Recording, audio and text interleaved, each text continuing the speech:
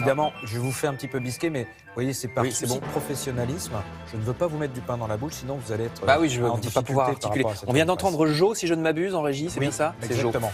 Bah oui, parce que cette année 2016 est terrible. On a perdu encore 2 vedettes hier. D'abord, Claude Jansac, inoubliable épouse de Louis de Funès à l'écran. C'est dans tous les journaux. Vous voyez, Le Parisien, Aujourd'hui en France, Le Figaro, Libération, etc. Au départ, elle était tragédienne. Elle a commencé en jouant Jeanne d'Arc avant de se reconvertir dans le théâtre de boulevard. Et puis donc, la rencontre avec De Funès va faire son succès. En même temps, le problème quand on a un rôle aussi marquant, c'est qu'elle ne pouvait plus jouer grand-chose d'autre. Elle était enfermée. Eh oui, comme elle le dit elle-même, hein, c'est le problème d'Angélique Marquise des Anges avec Michel Mercier.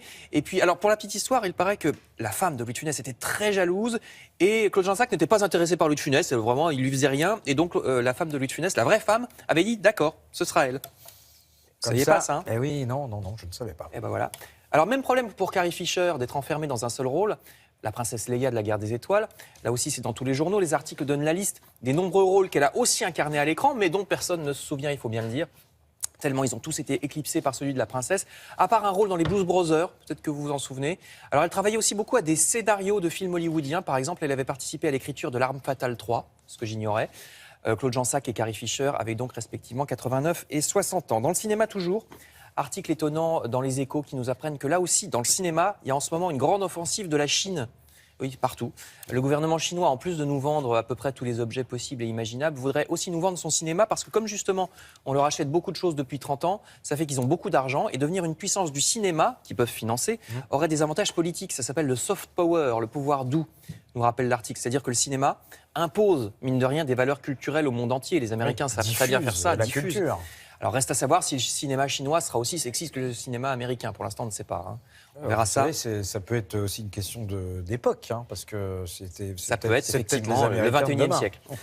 Article dans Les Échos. D'autant plus que figurez-vous que tout fout le camp, même la baguette française. Alors on en a ici, mais elle peut être désormais asiatique. Regardez Libération.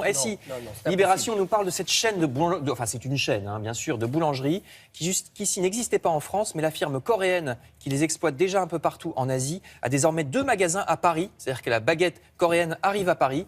Libération a testé, la baguette est moyenne, disent-ils. Mais les viennoiseries, pas mal. Ils sont pas chauvins, les gars.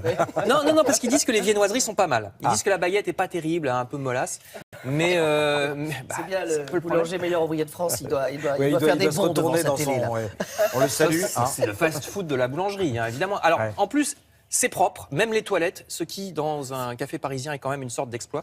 Article dans Libération sur 2 pages. Parce que c'est pas une boulangerie, on peut y prendre un petit café. Oui, c'est salon de thé. Justement, c'est pas mal, ça aussi. Et ils disent que les pâtisseries sont pas mal. Donc voilà, Paris Baguette. Enfin, je sais pas, c'est pas l'accent coréen, je pense. Je passe maintenant à d'autres objets de curiosité. C'est la couverture du Parisien aujourd'hui en France. La caverne d'Ali Baba du président, titre le journal, qui est allé s'intéresser à des cadeaux que les pays étrangers offrent au président de la République française. Voyez ce magnifique fauteuil zèbre d'un goût que je ne qualifierais pas. Non, parce que je pense qu'au contraire, c'est très design, ça. C'est très, oui. C'est un objet qui vous pose dans le salon. Écoutez, faites-vous plaisir, c'est sud-africain. Voilà. Un jour, François Hollande a même reçu un dromadaire. Alors, il n'y peut rien, le pauvre, hein, c'est la tradition diplomatique qui est comme ça. Heureusement, le président ne garde pas pour lui-même ce qu'on lui offre. On se demande bien ce qu'il ferait de tous ces trucs et machins. Vous vous souvenez peut-être de sa tenue traditionnelle kazakh. La chapka. Non, mais en plus, il faut la mettre pour être poli. C'est pas facile. Ouais, mais on n'est pas obligé non plus à un moment donné, on peut au niveau du protocole. Non, il est obligé. Qu'est-ce que vous voulez? Alors, François Mitterrand avait aussi des tenues africaines ou Jacques Chirac, des paréos et des colliers de fleurs. Je termine toujours avec une certaine idée du goût et du raffinement. Article dans Le Parisien également. Une artiste australienne s'amuse. Alors là, c'est d'autres objets, c'est des poupées. Elle s'amuse, cette artiste, avec son blog, à prendre en photo des poupées qu'on offre aux petites filles, les vraies, vous voyez à gauche, et qui sont souvent maquillées comme des travestis en fin de soirée. Hein, voyez la photo. Elle prend les poupées, elle efface la peinture et elle leur redessine un visage normal. Photo juste à côté. Pour prouver qu'on peut être jolie sans être forcément peinturlurée. Et même plus jolie. Ouais, après ça dépend des goûts, mais c'est vrai que. Oh si quand même là, donc. Ou alors vous avez des goûts particuliers. À gauche, ça fait quand même bois de Boulogne à 5h du matin, il faut bien le dire. Hein. Donc toutes les coordonnées de l'article dans Le Parisien aujourd'hui en France, on peut même les acheter sur le blog de la Je vais y aller de ce pas.